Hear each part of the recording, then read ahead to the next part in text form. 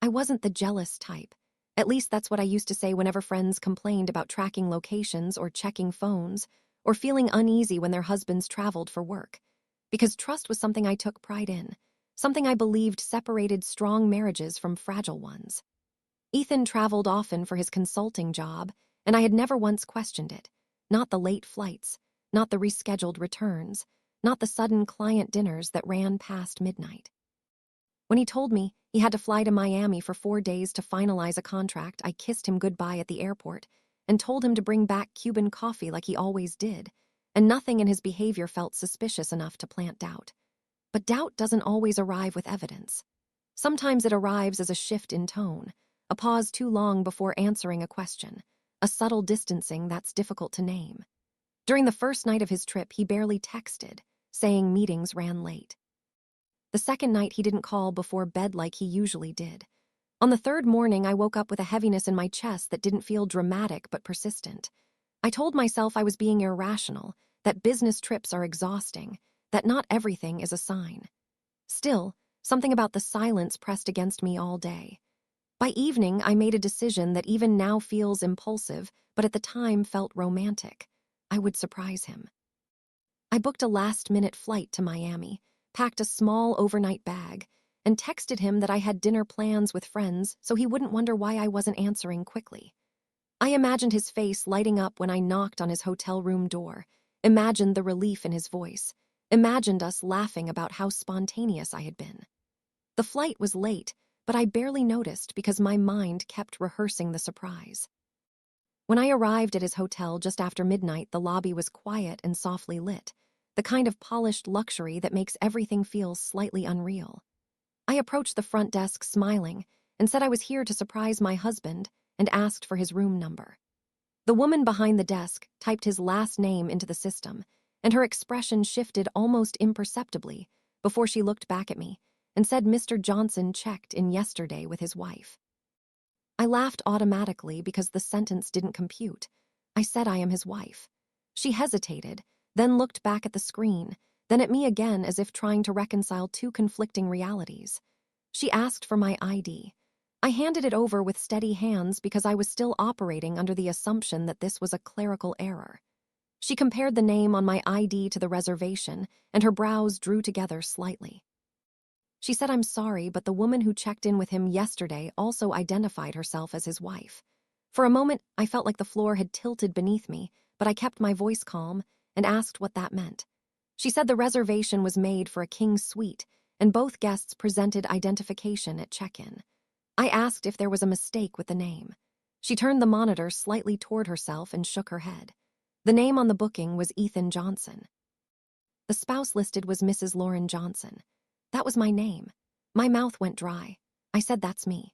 She looked uncomfortable now, glancing toward the back office as if considering whether to involve a manager. I asked if there was any way to verify who had checked in with him, and she said hotel policy normally prevents sharing guest information, but given the discrepancy, she could have security review the footage to confirm identity. Those words felt surreal. Security footage. I nodded because what else do you do when your reality splits in half in a hotel lobby at midnight? She disappeared into a back room, and I stood there alone under the soft chandelier light trying to make sense of what I had just heard. There had to be an explanation. Maybe he booked under my name automatically. Maybe a colleague checked in using the reservation. Maybe this was administrative laziness. My heart was pounding, but my mind was still constructing rational alternatives.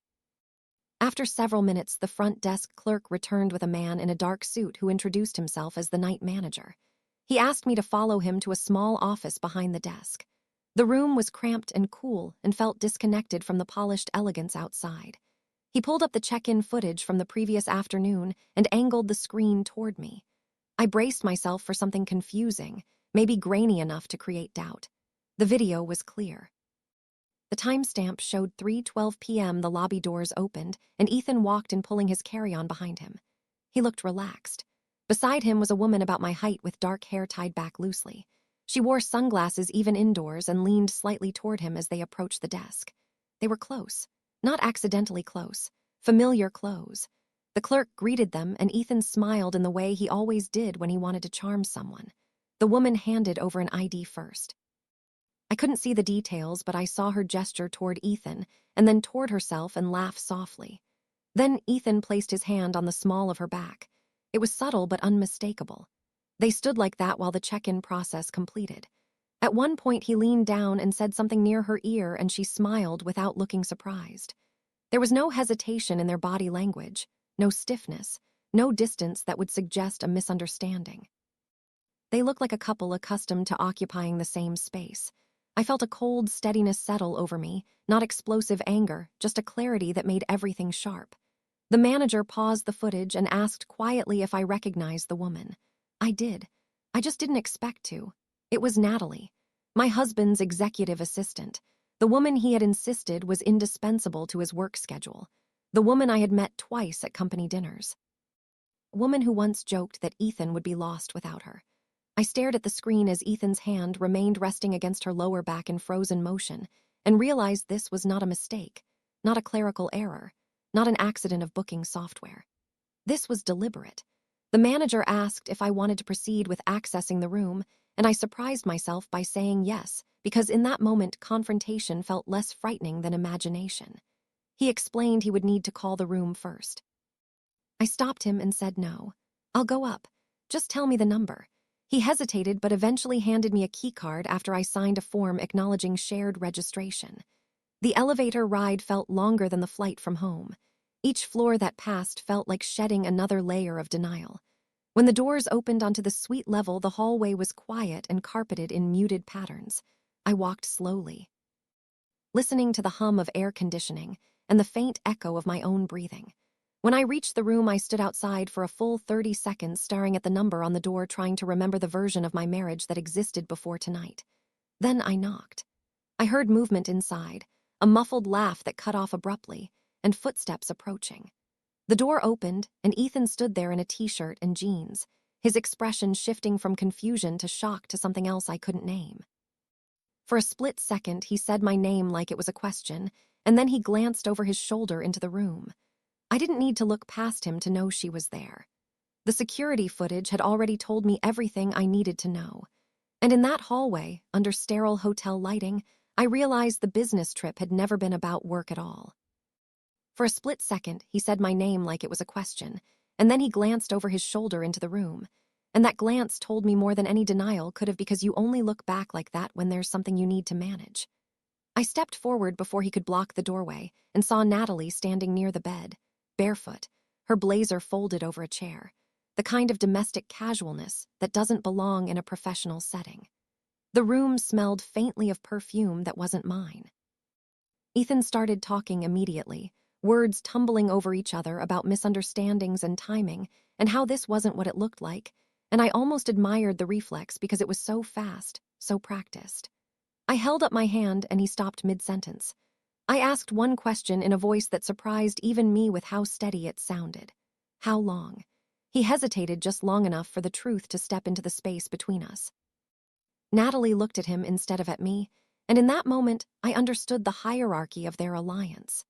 He said it started a few months ago, and I laughed softly, because a few months ago was when he began traveling more frequently, when he told me the company was expanding, when he started praising Natalie's work ethic at dinner like he was defending her against invisible critics. I asked if Miami was the first time, and he said no, and that one word rearranged my understanding of the past year. No meant multiple cities, multiple hotels, multiple fabricated itineraries. No meant I had been waving him goodbye at airports while he stepped into a parallel life. Natalie finally spoke then, saying she never meant for me to find out like this, and that sentence felt almost insulting because discovery is rarely scheduled conveniently. I asked her if she had ever considered that I existed beyond the abstract label of wife, and she didn't answer. Ethan tried to frame it as something complicated, said our marriage had felt distant, said he didn't know how to fix it, said he felt alive again when he was with her. I listened to him describe vitality as if fidelity were optional and realized something that cut deeper than the betrayal itself. He wasn't apologizing. He was explaining why he deserved it. I stepped fully into the room then and noticed details I hadn't registered from the doorway. 2 suitcases open near the dresser, one clearly hers, clothes intermingled on the bed in a way that spoke of intention rather than spontaneity. This wasn't a single night mistake. This was a planned trip under false pretenses. I asked if he booked the reservation under my name deliberately, and he admitted that the corporate travel profile automatically included spouse information, and he didn't think it would matter. Didn't think it would matter. The casualness of that phrase crystallized something inside me. He hadn't worried about being caught because he believed in his ability to manage outcomes. I thought back to the front desk clerk saying another woman identified herself as Mrs. Johnson, and I asked Natalie if she had used my name, and she looked embarrassed and said it was just easier that way. Easier. As if borrowing my identity were a logistical convenience. I felt anger rise, then not explosive but precise, the kind that clarifies rather than clouds. I asked Ethan if he ever planned to leave me, and he said he didn't know, and that uncertainty was somehow worse than a yes, because it meant my life had been suspended while he evaluated options. I asked how many times he stood in our kitchen talking about loyalty while arranging flights with her, and he couldn't meet my eyes. In that moment, I understood something I hadn't during the security footage. The footage showed me proximity. The room showed me permanence. This wasn't an affair born of accident. It was an alternative reality sustained by logistics and lies. I didn't scream or cry because the shock had burned off in the elevator.